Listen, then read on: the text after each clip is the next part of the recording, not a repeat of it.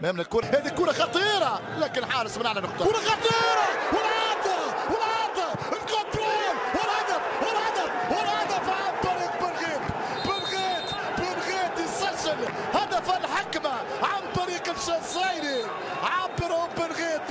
كرة رجعت الشبي غير ضربة مرمى لصالح الفريق الجزائري في تسرع واضح. اللي الشبي عرضية خطيرة والدفاع الجزائري هذا بالرمضان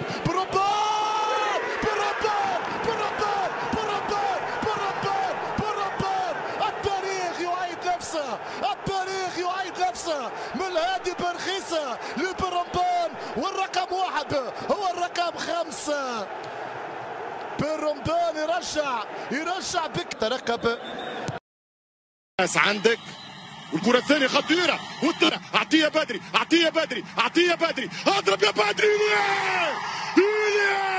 الهدف الثالث خلص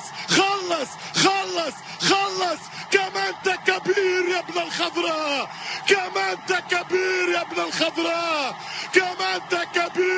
القدم التونسية في لقاء العودة، ونتمنى لها حظ أوفر. والهدف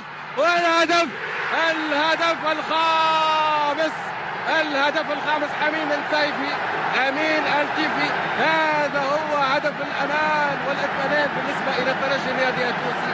الهدف الخامس وحسم الأمر الآن، ويمكن القول وحسم ما في الصدور وقضي الأمر بهذا الهدف الخامس من جانب الترجي الرياضي التونسي.